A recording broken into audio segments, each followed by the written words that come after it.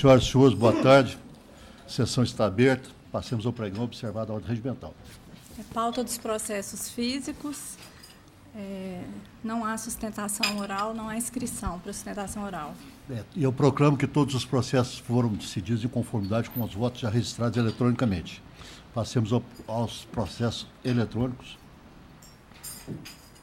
Pauta da relatoria do desembargador José Murilo de Moraes. Segundo votante, desembargador Anemar Pereira Amaral. Terceiro votante, desembargador César Machado. Há um pedido de preferência, número 31 da pauta, que é o RO 11.401-65-2017. Inscrito o Dr. José Caldeira Brant Neto, pelo reclamante, que é o recorrente.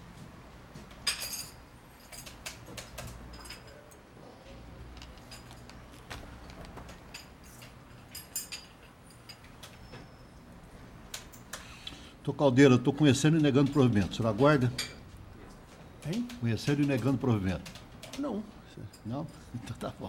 É o 30. O senhor é do reclamante, pois não? Sou reclamante. Tem a palavra. Pelo amor de Deus. Excelentíssimo senhor doutor desembargador presidente, eminentes julgadores, componente dessa grande turma, nova procuradora, diga secretário. Excelência, estou até surpreso com o voto, porque se trata de matéria já conhecida aqui dessa turma. Inclusive, trouxe aqui um acórdão da lavra de Vossa Excelência no processo número 10.925/2017, final 176, exatamente contra a mesma empresa. Autores Ailton Ribeiro, gratificação de função supressão. A única diferença que teria nesse caso, Excelência, é que o argumento da sentença é que, a rigor, não foi essa a decisão, mas que, a rigor, ele não teria nem interesse de agir, porque ele não perdeu a gratificação de função. Ele perdeu uma, mas, em seguida, ele foi nomeado para outro cargo de provimento e comissão. Mas, Excelências, o importante verificar no caso é que ele foi nomeado, sim, para outro cargo, recebendo uma gratificação de menor valor. O que aconteceu? Ele, então, exerceu o direito dele de requerer a incorporação, com base não só na súmula 372, porque ele tinha mais de 10 anos de exercício de função de confiança, mas também na própria norma da empresa que permite a incorporação. E se ele volta a exercer uma outra função de confiança, ainda de menor valor, aí se faz a compensação. E foi exatamente isso que aconteceu no caso em tela. Porque quando foi deferida a tutela antecipada, ele passou a exercer nova função, ele recebia apenas a diferença entre o cargo para o qual ele pediu, em relação ao qual ele pediu a incorporação da gratificação e o valor que ele recebia. Mas, Excelências, tem um dado mais importante ainda, é que com a manifestação sobre a defesa, o reclamante, ora recorrente, juntou o documento de folhas 422 dos autos, onde ele foi destituído da outra função para a qual ele foi nomeado. Ele foi dispensado da função de gerente de agência em 5/3/2018, antes mesmo da sentença. Só que, lamentavelmente, a sentença não reparou isso, foram opostos os embargos de declaração, que foram liminarmente rejeitados. Daí a interposição do presente recurso. Então, Excelência, o que eu peço, encareço a Vossa Excelência, que examine essa situação, que realmente pode dar a impressão, ele não sofreu nenhum prejuízo, ele perdeu um cargo, a gratificação de um cargo, mas foi nomeado em seguida para outro e logo em seguida para outro. Mas, Excelências, esse trabalhador, depois de mais de 17 anos recebendo a gratificação de função, está hoje sem receber nenhuma gratificação de função. E isso está comprovado nos autos. Mas a sentença, ela foi mais, ela adotou um segundo argumento, que seria o seguinte: olha, no último cargo ele não tem 10 anos. Ora, Excelência, o que se pede é a estabilidade, não no cargo, é a estabilidade financeira. O que se pretende é assegurar aquele ganho que tradicionalmente ele vinha recebendo. Então, não há dúvida, e isso é incontroverso, a documentação dos autos comprova, e aliás a empresa não nega, ele exerceu, de fato, o cargo de confiança por mais de 10 anos, ou seja, por 17 anos. Daí porque não se pode falar que a gratificação tem que ser paga apenas com base em uma função, a última ou outra qualquer. Com essas singelas considerações, lembrando que o próprio desembargador revisor, o segundo votante, no caso Anemar Pereira Amaral, no processo 10.726, em que foi reclamante Ronaldo Diniz e a própria empresa, um caso absolutamente semelhante, que também foi julgado, o pedido foi julgado improcedente em primeiro grau, foi dado provimento aqui, e nesse acórdão, Sua Excelência, o desembargador segundo votante, ainda disse, assim foi o entendimento dessa turma em casos semelhantes. 1925, o relator desembargador Zé Murilo Moraes, e o 1720, desembargador Jorge Berg de Mendonça. Excelências, tem vários outros julgados dessa colenda turma no caso. Eu rogo a Vossas Excelências que examinem melhor o caso, porque é uma situação que um trabalhador com mais de 17 anos recebendo perde uma gratificação de função e está hoje sem recebimento de nenhum valor. Com essas singelas considerações, e rogando vênia e até rogando que o eminente desembargador relator repense, reflita sobre a matéria, confia o obreiro no provimento de seu apelo. Eu vou adiar, inclusive, vou adiar para a próxima sessão, porque eu vou reexaminar, porque esse caso aqui tem um caso, não é bem aquela questão simples do camarada perder o cargo. Aqui tem um caso, ele pegou, passou de um cargo, passou para outro, quer dizer, em nenhum deles ele ficou mais de 10 anos, quer dizer, há uma especificidade aqui. Mas por cautela eu vou adiar para a próxima sessão, vou reexaminar, vou verificar inclusive esses outros casos para ver o que aconteceu nesses casos e se realmente há semelhança. Se for, é óbvio que tem que mudar. Mas eu vou verificar, porque esse realmente tem um detalhe aqui que o juiz assinalou e que eu também estou assinalando, e tem essa questão aí que eu não sei se o voto está observando, essa questão desse fato novo aí também, surgido durante o julgamento dele ter perdido a função. Hoje ele não recebe nenhuma então não vamos, isso eu vou ter que examinar também. Mas então fica adiado para a próxima sessão. Pois é, fica, eu vou reexaminar lá, você separa para mim aí que eu vou dar mais ali. Pois não. Pois não? Uma boa tarde. Boa Muito tarde. obrigado pela preferência. Nada. Próximo. Agora vamos lá para Uberlândia. Sustentação oral à distância, que será realizada em Uberlândia, um processo adiado da última sessão, é o RO 10.678-08-2017, corresponde ao número 38 da pauta, inscrita a doutora Vanessa Dias Lemos pelo reclamado, que é o recorrente, um dos recorrentes. Ela tá lá presente? Cadê ela? Doutora Vanessa? Não. Não estou vendo. Ela não está, não. Não? Não. Então vamos para o próximo. Para a Vanessa ausente. Próximo. O próximo processo de Uberlândia é da pauta da relatoria do desembargador Anemar Pereira Amaral, número 11 da pauta, é o RO 10.367, 03-2016, inscrita a doutora Tami Oliveira Miranda pela reclamada, que é recorrida. Doutora Tami, a senhora, né? Isso. Então, a senhora, o relator vai ler a conclusão e depois ele passa a palavra. Doutor Anemar, a conclusão do voto. Senhor presidente, eu estou conhecendo o recurso ordenado depois pelo sindicato e estou dando o provimento parcial apenas para reduzir o valor dos honorários periciais para R$ 1.500, mantendo a sentença então, com todos os demais. O provimento é só para reduzir os honorários periciais. A senhora tem a palavra, doutora. Não, eu vou aguardar, Excelência. Pois não, perfeitamente. Segundo votante, terceiro votante estão de acordo, então a decisão unânime nos termos do voto do relator, ficando prejudicada a sustentação. Uma boa tarde, doutora. Obrigada, boa tarde. Próximo.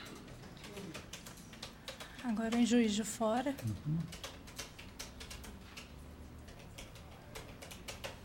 Juiz de Fora.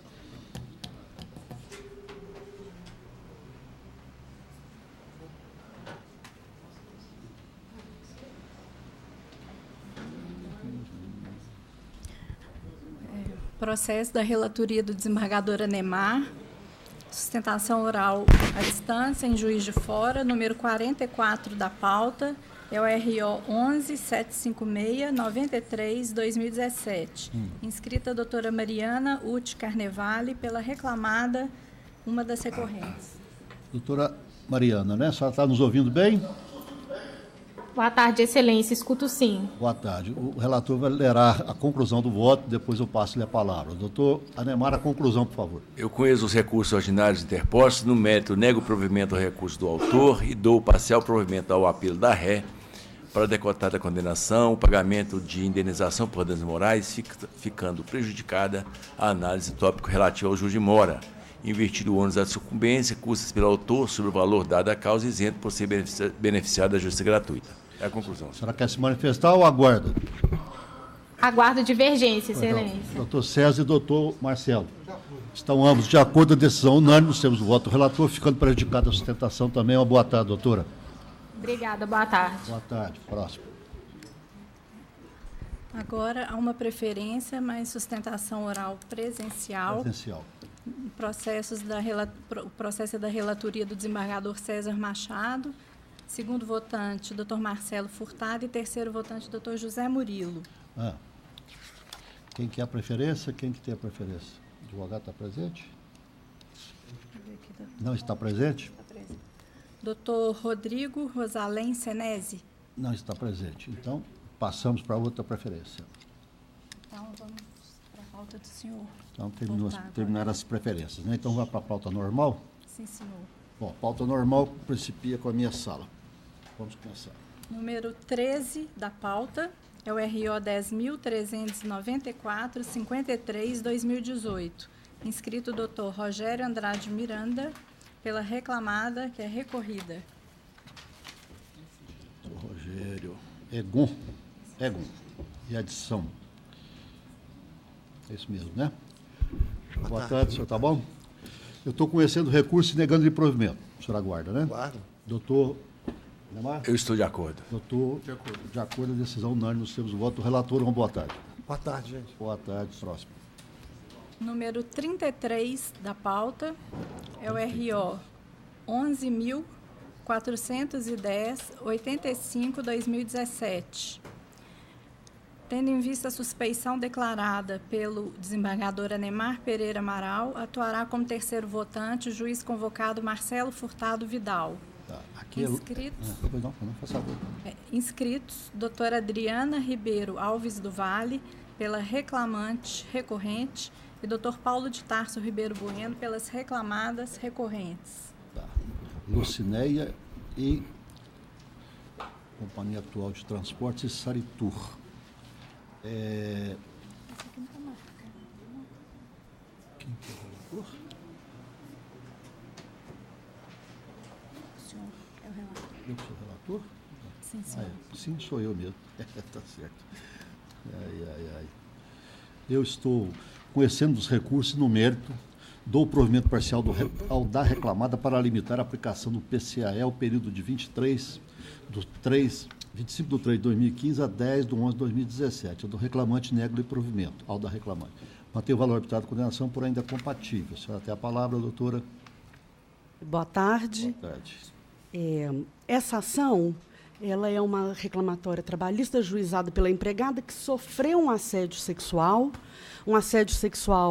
confesso, inclusive com mídia juntada aos autos, onde esse assédio se tornou tão grave que ela sofreu um adoecimento caracterizado como doença ocupacional, ficando, então, afastada do trabalho.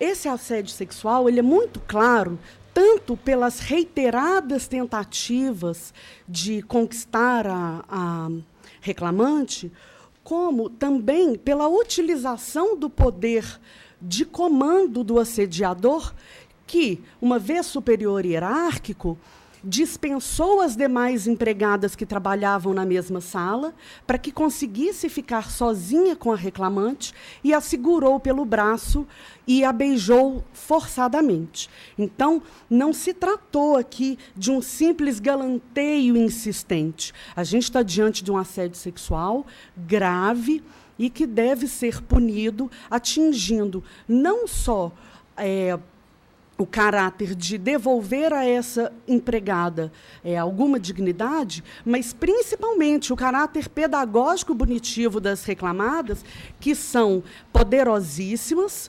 É uma empresa de ônibus que faz transporte, inclusive, público de vários locais, e que, ao saber do assédio, nada fizeram. Foram totalmente negligentes. Pelo contrário, na verdade, tentaram julgar a culpa para cima da reclamante, questionando a sua vida, sua moral, sua ética, né? Perguntando, inclusive, se ela não teria dado abertura para o assédio sofrido. Então, mais do que... eu queria salientar aqui que, mais do que o valor da indenização, é a importância da configuração do assédio sexual. Muito mais importante do que o valor do dano. É para que essa empresa tenha ciência de que esse tribunal não aceita esse tipo de conduta e que não vai tratá-lo como mero galanteio, vai tratá-lo como assédio sexual. Já em relação à jornada, as reclamadas deixaram de juntar o cartão de ponto por vários períodos e os cartões que foram anexados estão britânicos, devendo, então, ser aplicada a súmula 338, invalidando esse cartão. Essa reclamante ela foi contratada para trabalhar 35 horas semanais, jornada que foi confessa e foi, inclusive, reafirmada pela testemunha. Depois passou a laborar em jornada 12/36 e depois numa jornada de escala francesa com hora extra fixa aos sábados, atraindo não só a invalidade pela alteração lesiva do contrato de trabalho, mas pela prestação de horas extras habituais. Então, requer a reclamante, a recorrida, que seja majorado o dano para atingir o caráter punitivo e que seja deferidas horas extras diante da invalidade dos cartões de ponto e das horas extras habituais. Obrigada. Doutor, você tem a palavra. Senhor presidente, boa tarde. Boa tarde. Demais componentes dessa turma. Em primeiro lugar, a questão do assédio. Data vênia, do que foi constatado pela procuradora do reclamante, a empresa, isso não acontece na empresa, ela não precisa desse exemplo. Eu, por exemplo, estou aqui sempre fazendo, acho que é a primeira vez que eu estou nesse parlatório para falar sobre um assédio sexual, né, ocorrido na empresa. E mesmo nesse caso, data vênia, o próprio juiz constatou isso, que não houve o assédio sexual propriamente dito, aquele conhecido como chantagem, aquele que o superior hierárquico tenta a relação e, com isso, exige, ou se não... fala com a pessoa que ela vai ser dispensada, ou de uma forma ou outra, ela exige um comportamento da empregada para ela favorecer-lhe sexualmente. Não aconteceu isso nesse caso. O próprio juiz da primeira instância confirmou que apenas houve uma tentativa de uma relação. O próprio empregado o tempo todo falava que não queria nada mais do que aquilo, e então o preposto da empresa. Então, inclusive, o próprio juiz falou que teria, no máximo, acontecido um assédio horizontal, ou seja, não houve aquela situação do superior hierárquico, forçando uma situação para conseguir o que ele quer.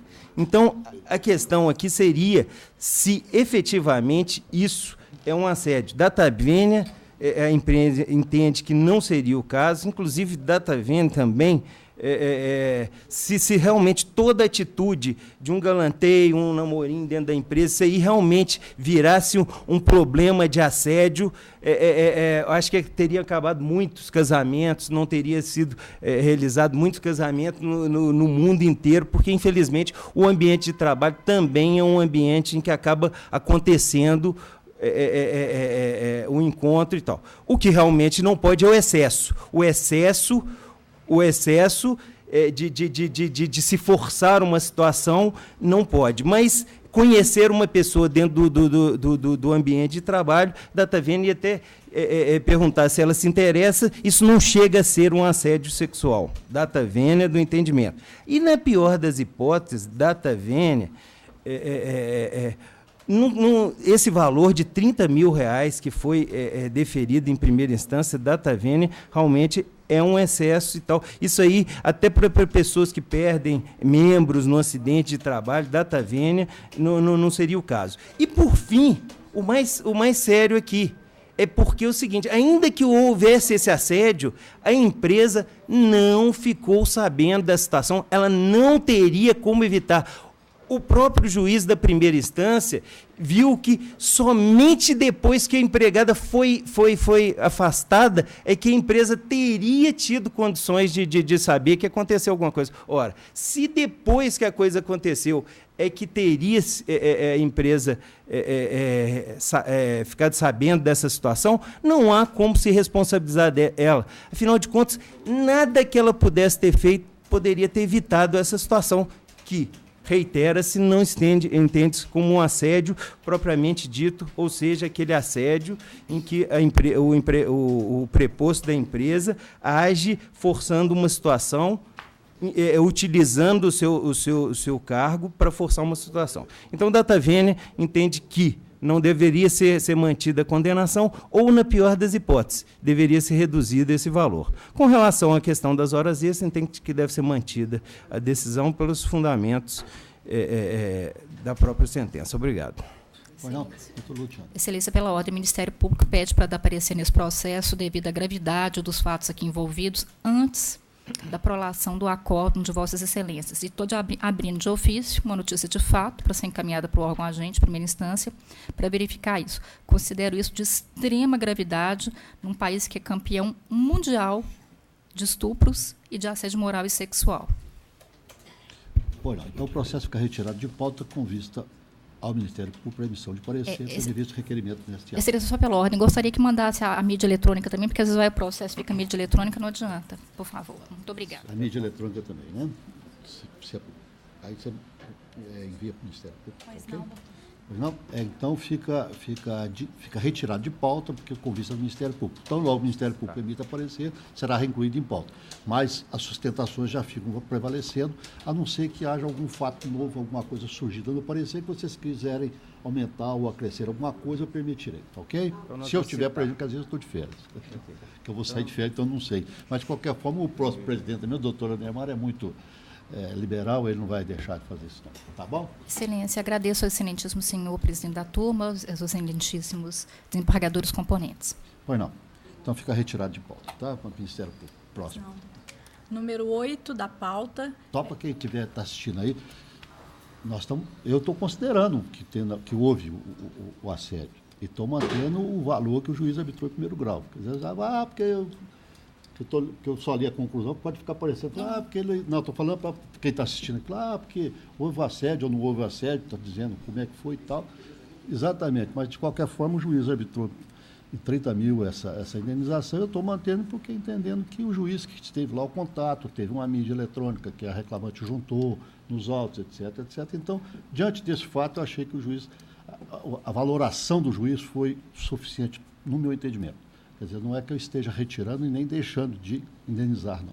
Mas o Ministério Público vai dar o parecer, às vezes traz mais subsídio para nós. Pois não? Também eu posso, inclusive, até mudar o voto também, porque enquanto não proferir a decisão, enquanto não proclamar a decisão da turma, qualquer um de nós pode alterar o voto. Bom, continuamos. Número 8 da pauta é o AP 10.314.71/2018. Inscrito Dr. Luciano Alves Correia pela agravante. 8, deixa eu abrir aqui. 8 é ASCO Metais, né? Sim, senhor. Agravo, sindicato. Deixa eu só ver aqui. Eu conheço o agravo e nego o provimento, condenar agravante em custas no porte 4426. Deixa eu ver o que aconteceu aqui. Artigo 769 da CLT, claro, dispor que somente nos casos omissos, direito processual, como estabelece prazo para expor interposição do embargo da execução, que foi no prazo de 5 dias após a penhora. Pois não, o senhor tem a palavra. Boa tarde. Na verdade, eu só vim para acompanhar mesmo. Pois não. Doutor, estou de acordo. Doutora Neymar, então, de acordo com a decisão unânime, nos termos do voto relator, uma boa tarde. Próximo. Número 11 da pauta, RO 10-350-03-2017. Inscrita a doutora Priscila Martins Reis Machado, pelo reclamado, que é o recorrente. 11, reclamado. Leonardo Bastos Aves, Instituto Cultural Nilton Paiva. Até recebi lá o memorial. Esse documento tradia diferentes atividades envolvidas, reconhecimento pelo reclamante, etc. Eu estou com êxito dos recursos no método dou-lhes provimento parcial apenas para excluir o pagamento dos honorários advocatícios sucumbenciais. Manter o valor optado de condenação por ainda compatível. Só tem a palavra. Agradeço o voto proferido pelo desembargador relator, né? Cumprimento a todos os demais componentes da turma, assim como a ilustre representante do Ministério Público, aos demais colegas advogados e aos servidores, né, em que pese o voto proferido pelo relator. A reclamada insiste em seu pedido de reforma, né, da sentença. Isso porque, no que tange às horas extras pleiteadas, né, o reclamante deixou de produzir qualquer prova acerca delas, né, em especial em razão das entrevistas que ele alega ter realizado. Uma delas, que ele junta e-mails ao processo, esses e-mails não contêm qualquer referência reclamada, o próprio e-mail que ele utiliza é pessoal, né, são tratativas diretas. A outra entrevista que ele narra ter realizado, ele sequer comprova no processo. Ele alega que participou de um outro evento, né, Startup Weekend, e ele não faz prova de ter participado, que esse evento efetivamente ocorreu com sua participação, e ainda mais, né, representando a empresa. Quanto às colações de grau, né, em que pese o entendimento adotado, o reclamante, como coordenador de curso, seria natural esperar a sua participação nesse tipo de evento, né? Isso faz parte das suas atividades. E, ainda que isso não fosse realizado dentro de uma jornada habitual, né, o que se espera, e o que, inclusive, é frisado por diversas vezes pela prova oral produzida, é que, nestes casos, havia devida compensação, né, até porque ele mesmo cuidava de distribuir sua jornada, né, conforme a sua disponibilidade. E também, quanto à divulgação de vestibular, o próprio reclamante, como coordenador do curso, também tinha interesse na questão de atrair novos alunos. Isso jamais foi solicitado, ele não traz qualquer prova disso, né? E também, como tem domínio total de sua jornada, ele poderia fazer qualquer reajuste nesse sentido. No mais, é de se frisar, né, que o douto magistrado, quando ele deferiu essas horas extras, ele mesmo já delimitou o quantitativo, um quantitativo muito específico, né? Por exemplo, quando ele fala das horas gastas com a divulgação de vestibular, ele pontua que são 6 horas totais ao longo de todo o contrato. Quando ele diz respeito a esse evento Startup Weekend, ele coloca 66 horas totais para este evento específico. Publicação de artigos, um total de 90 horas. Né? A entrevista, um total ao longo do contrato de 4 horas. A participação em colação de grau, um total de 8 horas semestrais. Então, a gente não pode considerar que eram horas habituais nessas atividades, e sim horas pontuais. Portanto, não haveriam de ser, né, mantidos os reflexos impostos.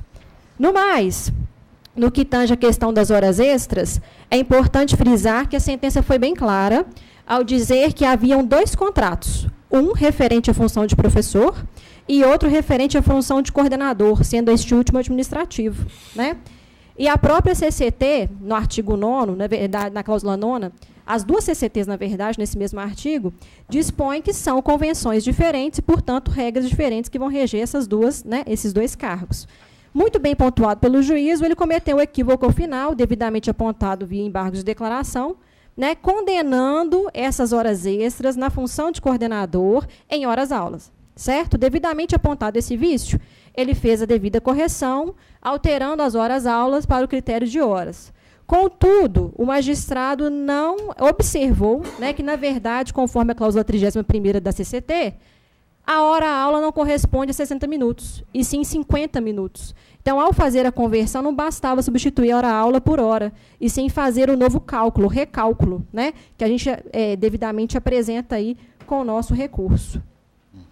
No mais, né, grata pela manutenção quanto à sentença do apelo reclamante, pede a revisão, respeitosamente.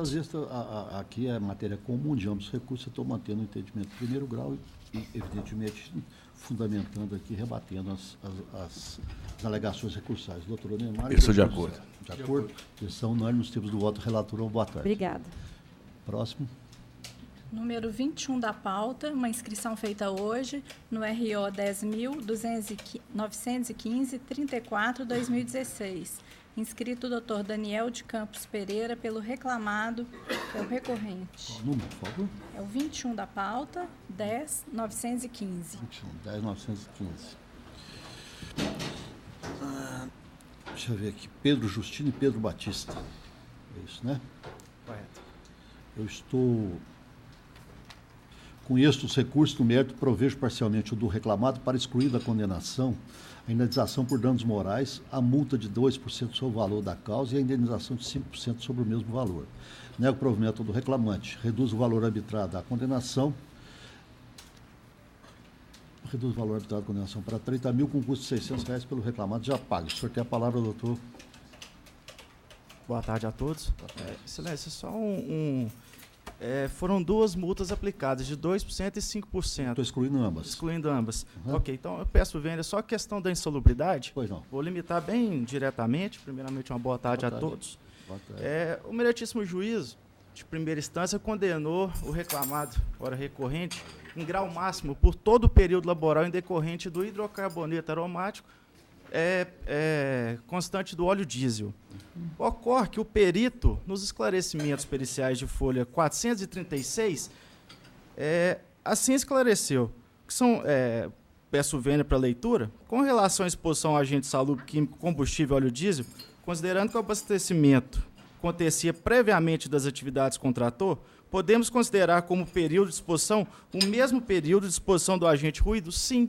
Só que no quesito anterior, de número 4, de folha 436, ele informa que o recorrido estava exposto ao agente insalubre por 86 dias. Sendo assim, eu requero a reforma para limitação em grau médio e limitação em grau máximo pelo período de 86 dias, conforme esclarecimentos periciais, porque não há provas nos autos que ele estava no trator todos os dias. Peço vênia. Pois não. E aí, essa questão está examinada aqui, inclusive eu cito aqui os dispositivos aqui, baseado, né, ruído intermitente, o agente químico, o agente biológico, etc.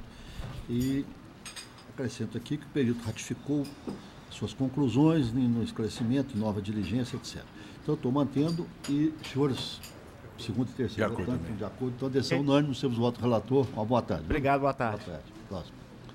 José Murilo, Oi. A sustentação oral acabou. Tem um processo do senhor que será retirado de pauta para redistribuição.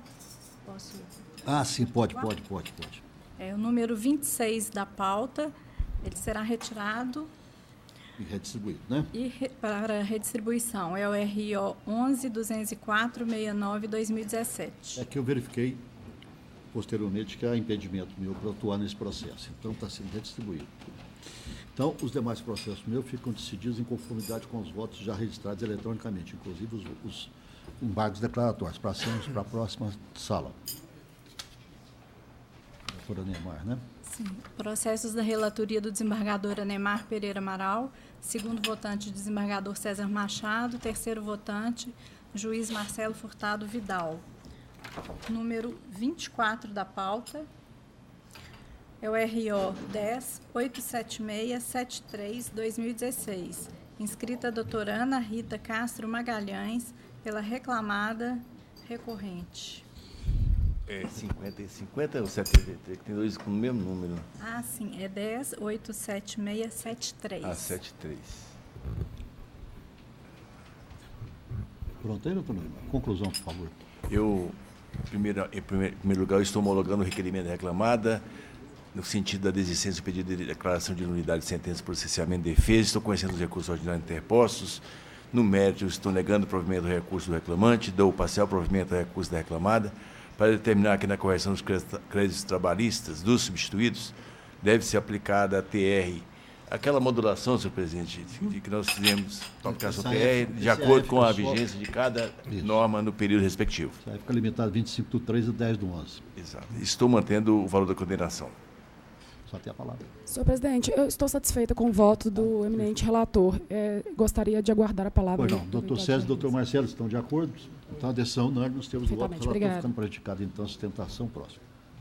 Número 23 da pauta, que é o RO 10.876-50-2014. Inscrita a doutora Daniela Rodrigues Botinha, pelo reclamante recorrente. Reclamante recorrente. Doutora Anemar, conclusão? Um pouquinho longo aqui, senhor presidente. Agora é o 50. Tem um pouquinho longo aqui, se não tiver paciência. Então ela ficou está preparando para as férias, tá? Um pouquinho longo, ela ficou satisfeita. Ela é recorrente? Mas é longa em relação às duas partes. Sim. Então, eu estou conhecendo os recursos interpostos, com as ressalvas apostas na admissibilidade. Ao apelo reclamado, estou dando provimento parcial para afastar os benefícios da justiça gratuita concedidos ao reclamante, determinar que as horas extras deferidas sejam calculadas a partir do registro de jornada de 1º de maio de 2009 a 9 de 6 de 2009 e de 13 de 1 de 2012 a 18 de 11 de 2012, determinar que no cálculo das horas extras relativas à 7ª e 8ª horas trabalhadas seja considerada a gratificação de função correspondente à jornada de 6 horas, compensando-se a diferença entre esta e aquela que foi paga na jornada de 8 horas. Determinar a utilização do divisor 180 para o cálculo das horas extras, quando reconhecida a jornada de 6 horas. Postergar para a fase de execução o exame acerca da incidência dos reflexos das horas extras enriquecidas nos repousos semanais remunerados sobre outras parcelas. Ao recurso do reclamante, estudando provimento parcial para crescer a condenação 1 hora extra diária pela supressão do intervalo entre a jornada e de 20 minutos extras pelo labor durante a pausa alimentar no interregno de 18 de 11 de 2004 a 30 de 4 de 2009. Estender a condenação ao pagamento de horas extras excedentes à sexta diária e 36ª semanal até 12 de 1 de 2012. Determinar a incidência de reflexos das horas extras deferidas sobre a PLR e definir que a correção dos créditos trabalhistas deve também observar aquela definição determinada pela turma e observar a modulação, né? Estou mantendo o valor da condenação porque eu estou entendendo compatível. Entendeu? Eu longa. Então, só tem a palavra. Boa tarde. Boa tarde. Só algumas ponderações com relação ao período de 2012 até a entrada. A senhora está falando pela parte da reclamante, né? Ó, o intervalo entre a jornada e os 20 minutos trabalhados estão deferidos pelo período 18 de 11 de 2004 a 30 de 10 de 4 de 2009. A 7ª e 8ª após 2012? Não. Só, então, ratifico o recurso ordinário, lá consta com os depoimentos, enfim. Não, eu estou corrigindo aqui. Eu estou também estendendo a condenação ao pagamento das horas excedente à sexta e a 36ª até 12 de 1 de 2012. Posteriormente, estou mantendo aquele cargo de confiança do artigo 224, parágrafo 2º. Então, eu ratifico o recurso ordinário com relação a isso, lá consta com os depoimentos, né, que a gente entende que ficou comprovado que não existia o cargo de confiança à época, bem como, com relação aos danos morais, o reclamante é portador de necessidades especiais e na agência em que ele trabalhava não tinha uma acessibilidade, houve vários questionamentos, a prova está produzida nos autos, e não tinha acessibilidade, ele sofria bastante com isso. Então, ratifico os termos das contrarrazões, chamando atenção a isso, ao recurso ordinário e às contrarrazões apresentadas, sem mais. Pois não. Bom, você não dá mais necessidade, Vossa Excelência, que é oriundo do Ministério Público, deve ter examinado. O recurso da reclamada, eu estou mantendo a decisão de primeiro grau no aspecto. Tem tem uma questão do tratamento constrangedor do superior hierárquico, né, que estou negando provimento do recurso do reclamante e no que diz respeito aos danos morais aqui, do assédio moral, que seria não, isso aqui ainda é questão do sobre vários, o dano moral está sendo alegado aqui sobre vários aspectos, a questão do assédio superior hierárquico, metas exacerbadas, ranking de competição, etc. Está tudo desanimado. Eu estou mantendo a sentença que negou o provimento ao recurso, eu estou fundamentando aqui. Se houver alguma omissão, com certeza. Qualquer coisa nós corrigimos no embargo declaratório. Doutor Marcelo, doutor César. De acordo. Então, a decisão unânime nos termos. Eu só fico parcialmente vencido no período de 18 de 11 de 2004 a 12 de janeiro de 2012, que eu entendo que o cargo é de confiança. Então o doutor Marcelo fica vencido nesse aspecto, nesse período, tá? Parcialmente. Então, a decisão é por maioria vencido o doutor Marcelo apenas nesse aspecto, ok? Obrigado, boa tarde. Próximo. Do doutor Anemar não tem mais. Também, doutor Anemar, está tudo resolvido, né? Então, todos os demais processos do doutor Anemar, inclusive os embargos declaratórios, foram decididos em conformidade com os votos eletrônicos já registrados, eletronicamente. E passemos para a próxima sala. Processos da relatoria do desembargador César Machado, em que atuam como segundo votante Dr. Marcelo Furtado Vidal e terceiro votante Dr. José Murilo de Moraes. Número 1 da pauta é o RO 10.112.35/2018. Inscrito Dr. Miguel Moraes Neto, pelo reclamante, ou recorrido. Reclamante recorrido, doutor Miguel. Doutor César, conclusão, por favor.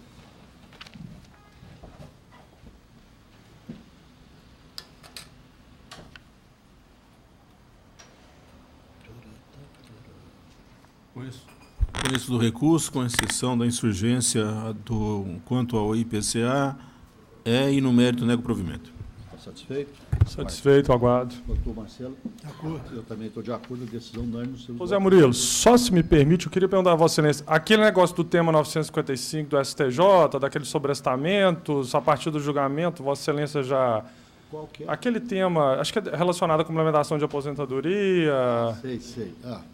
Vossa Excelência já, a partir do julgamento, que já teve o julgamento no dia 8, né, no STJ. Já. Não, eu não tomei conhecimento ainda, eu vou verificar. Apenas dúvida mesmo. Qual foi o resultado lá? Lá foram 4 teses, são longas as teses. Se já tiver ação na justiça comum, é assim, se não sei o que, vai terminar a indenização. Aquela questão da complementação de aposentadoria das horas, dos repressos que são definidos. Lá foi sobrestado por conta das horas extras, né? Eu acho que a turma aqui estava sobrestando... mas não vamos verificar. Em vários aspectos. Tendo havido decisão, nós vamos... São 4 teses longuíssimas, todos então... os processos serão incluídos em pauta. Então tá jóia. Obrigadão. Bom trabalho. Próximo. Número 11 Parece que foi pela incompetência, né? Vamos examinar esse trem, né? Ficou meio estranho, né? Mas aquilo aí, de qualquer forma, ficou meio... Mas acho que como estava dando a conta, mas também está fácil de resolver esse processo. Porque antes... Estava dando só tirar ou vice-versa, então é jogo rápido. Se Vossa Excelência quiser, eu tenho aqui o PDF, eu posso mandar para os meninos. Pode passar, eu prefiro, porque aí depois me evita que eu preciso olhar isso lá, vou checar e olhar lá. Ótimo, obrigado. Qual que é o próximo? Próximo é o número 11 da pauta, que é o RO 10.681.38/2016. A doutora Thaís França Giordano está inscrita pela reclamada recorrente. É uma das recorrentes, né? Não, Jorge Roberto Produtos Agropecuários. Tá. Boa tarde, doutora. Boa tarde. Doutor César, conclusão, por favor. Isso aqui eu recebi também. É o 11, né? Eu recebi também a memorial.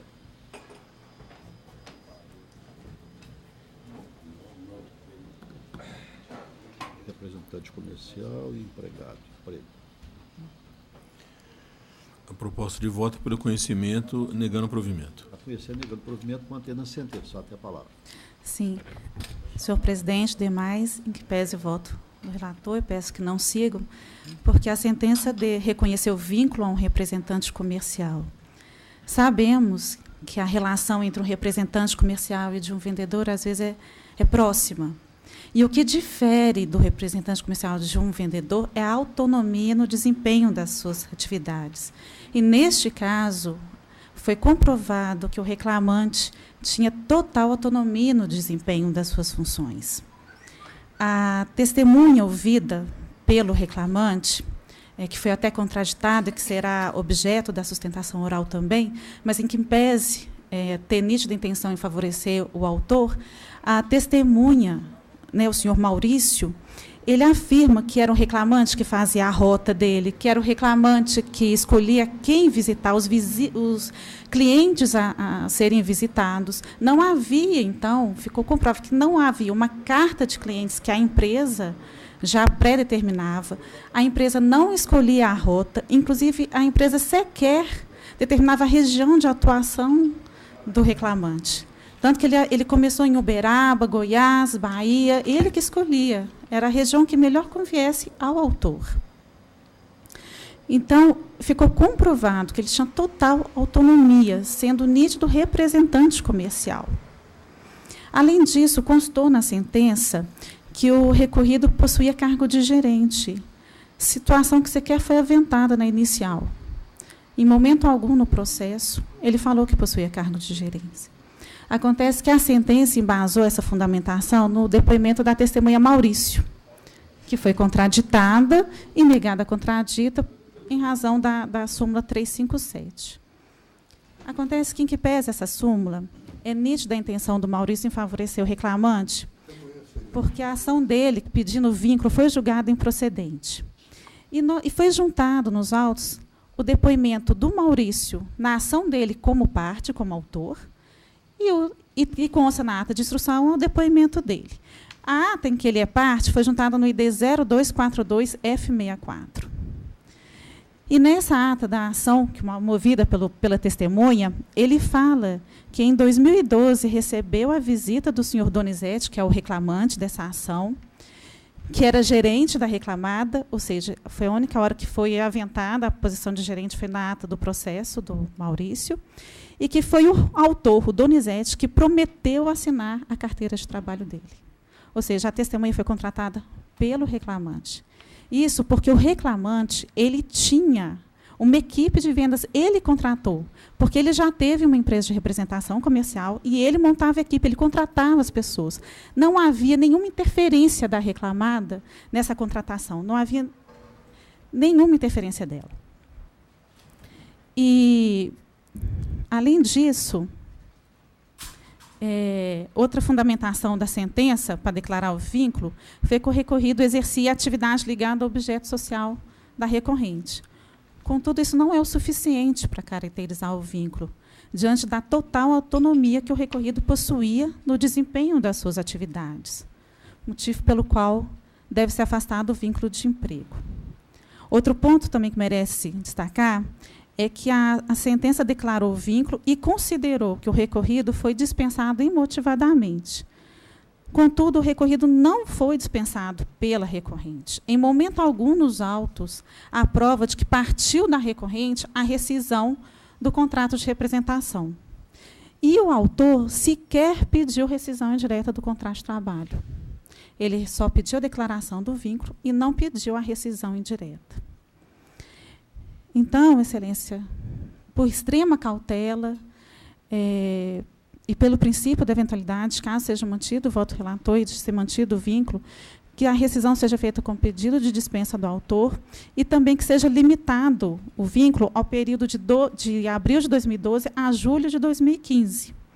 Porque o depoimento do preposto da reclamada foi claro de que até abril de 2012 o recorrido comprava os produtos da empresa para revender. Portanto, sequer ele atuava como representante dela. Requer-se a procedência do recurso e que seja reformada a sentença. Perfeitamente. Também vou pedir o adiamento desse processo para a próxima sessão. Vai ficar adiado, viu? Que eu quero fazer uma revisão aqui nesse voto. Pois não? Fica adiado para a próxima sessão, viu, doutor César? Com vista para mim, por favor. Pois não. Bom, obrigada. Não estou te prejudicando, né, Marcelo? Porque você vai voltar na próxima sessão, não? Não, essa não é a última. Vai redistribui lá. Redistribui para o doutor Jorge, não tem problema não, né? Tá bom, obrigada. Obrigado. Próximo. É o número 8 da pauta, é um ROPS 10.487-24/2018. Inscrita a doutora Thaisa Graziele Santos Vieira, pelo reclamante reclamado. Pelo reclamante recorrente. Reclamante recorrente. Doutor César, conclusão, por favor.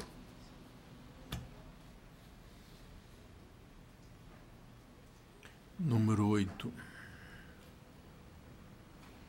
Estou conhecendo, exceto quanto ao argumento do adicional da insalubridade e no médio negando provimento, mantendo a sentença pelos próprios fundamentos. Conhecendo, exceto a questão da insalubridade e negando provimento. Só tem a palavra. Boa tarde. Aproveito para cumprimentar o senhor presidente e os demais componentes da mesa.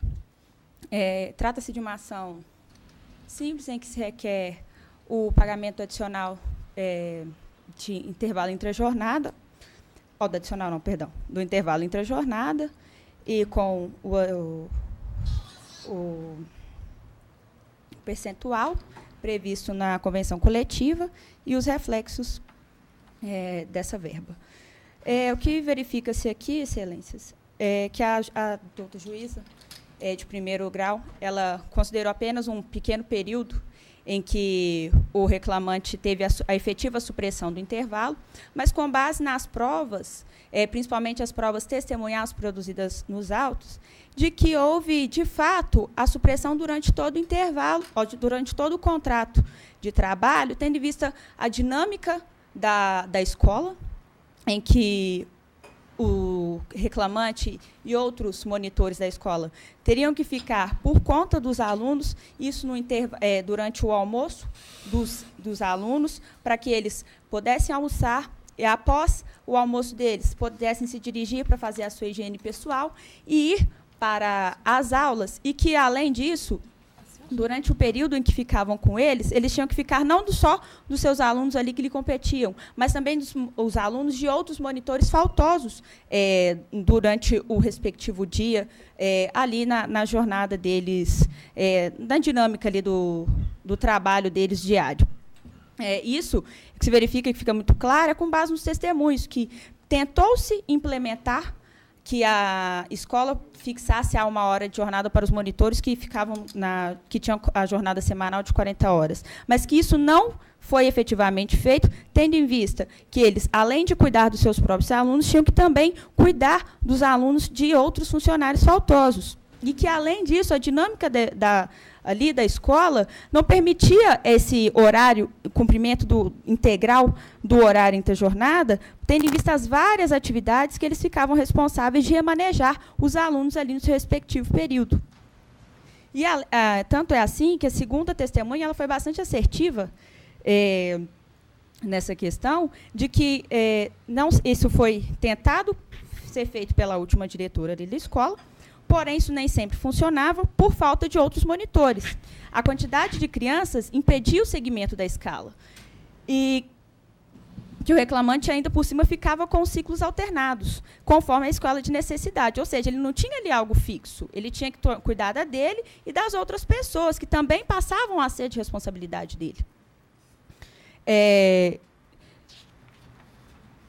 E, além disso, tinha que registrar o intervalo de almoço, mas que todos os horários, mas não fazia, e que todos os horários do reclamante eram preenchidos com aulas e com alunos ali, que teriam que ficar por conta dele, sob a sua responsabilidade, que não poderiam simplesmente ser deixados lá, principalmente por ser crianças e adolescentes, ser deixados lá sem uma supervisão, o trabalho que compete ao reclamante, sem ter alguém para ajudar, para levar para a sua respectiva aula ou para a oficina, e também nos dias de excursão. Então, por isso, o que se verifica é que, com base principalmente na prova testemunhal, é de que houve a supressão não só durante um período, mas durante todo o contrato de trabalho, tendo em vista que eu insisto na dinâmica ali da escola e das atividades que eram cobradas do monitor, não só desse reclamante, mas também de outros monitores ali da escola. Então, por isso, excelências, nós pedimos a reforma da sentença neste aspecto, para que seja dado o provimento ao recurso, condenando a reclamada ao pagamento de todo o intervalo entre a jornada durante todo o contrato de trabalho. Estou vendo do voto aqui que o senhor relator está mantendo a decisão de primeiro grau, porque o juiz de primeiro grau que tem ali contato com as testemunhas, e ele, pela prova testemunhal, ele concluiu que foi só esse período aqui em que teria havido que não teria sido cumprido efetivamente o horário de intervalo. Foi de 14/6/2013 a 31/12/2014. O doutor César está mantendo, está ROPS, e o doutor Marcelo está de acordo, eu também peço vênia de sustentação, também estou de acordo, qualquer coisa pode ser suprido por embargos. Tá ok? Obrigada, excelência. Obrigado, boa tarde. Decisão unânime, próximo. Uma inscrição feita hoje, no número 27 da pauta, que é o RO 11.635-25/2013. Inscrito Dr. Vitor Vogas e Silva pela reclamada recorrente. Número 27 da pauta, 11.635. 11.635.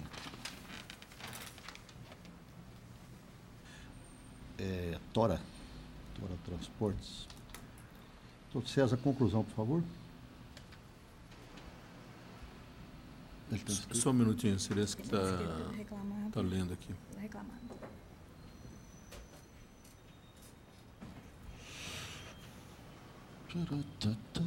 Apareceu agora. Pois não. Estou conhecendo os recursos, exceto no recurso da reclamada, quanto ao argumento de que as comissões eram atreladas à quilometragem, no mérito do parcial provimento do recurso do reclamante para condenar a reclamada a pagamento da multa prevista nas convenções 2011-12, 2012-13, uma para cada instrumento violado, e do parcial provimento do recurso da reclamada para excluir da condenação a integração salarial dos valores pagos a títulos de diárias de viagem. E a proposta de voto. O senhor quer a palavra? Boa tarde, senhores e senhoras desembargadores, senhor presidente. Data máxima vênia, decisão, relatoria do relator. Gostaria de apontar alguns pontos. O primeiro seria com relação à supressão das comissões. Não sei se os senhores têm conhecimento, mas antes da Lei 12.619, a conhecida Lei dos Motoristas, a forma de pagamento era, além de um salário base, era baseada no faturamento que o motorista gerava. Nesse caso, que era chamado das comissões. As comissões eram baseadas com relação, igual eu falei, ao faturamento, aos fretes realizados.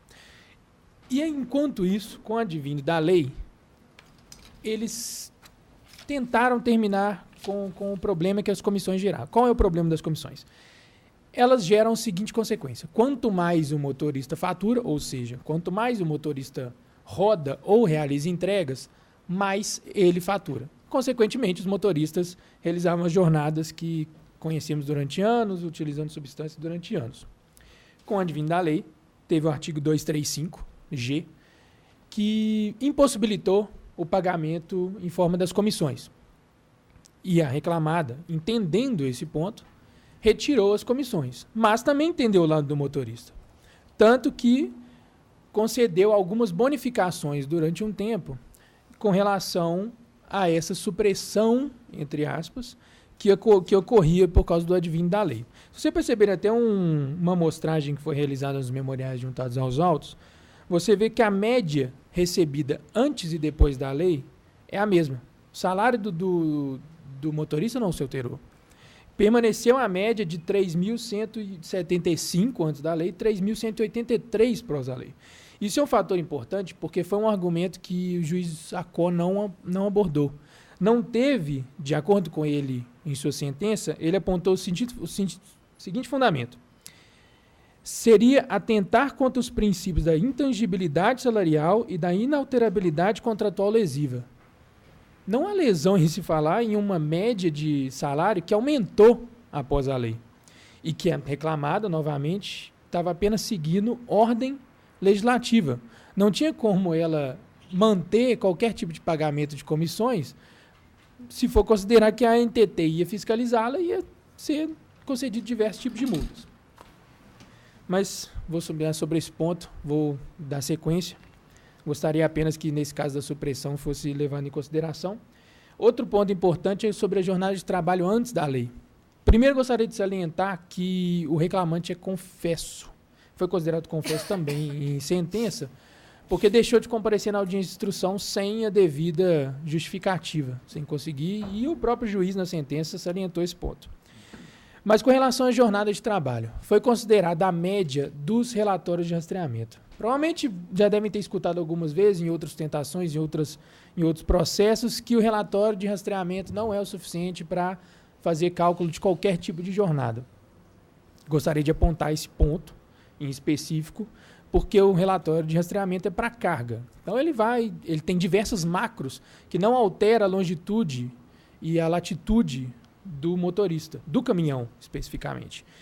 E que isso não pode ser considerado, porque muitas vezes o perito ele considera essas macros como uma jornada iniciada. Acontece, você pode ver em postos, em estradas, etc.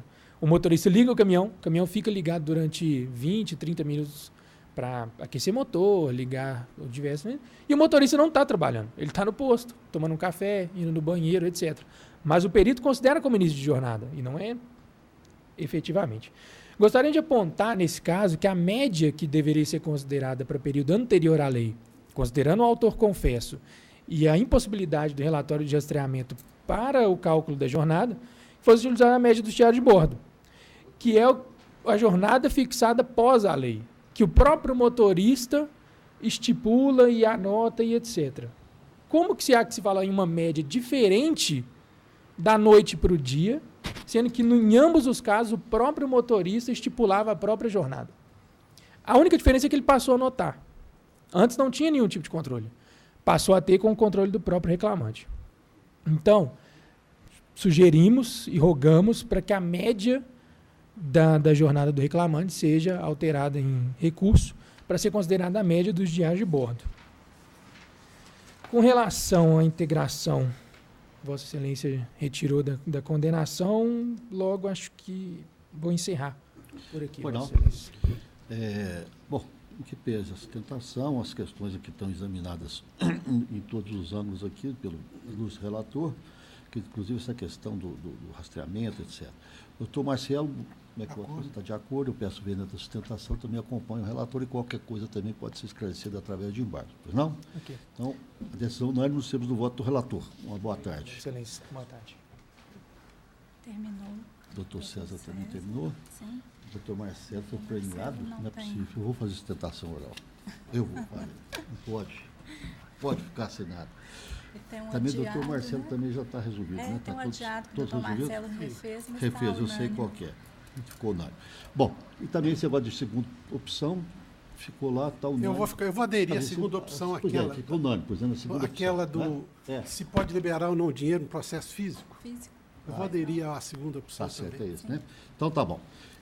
Então é o seguinte, declaro que os votos, todos os demais votos do doutor César também foram decididos em conformidade com os votos já registrados eletronicamente. O doutor Marcelo, na sala do doutor Marcelo não houve sustentação oral, também declara que todos os processos dele, inclusive os embargos declaratórios, foram de ser. É o último dia, por isso que eles não vieram aqui, ninguém veio aqui.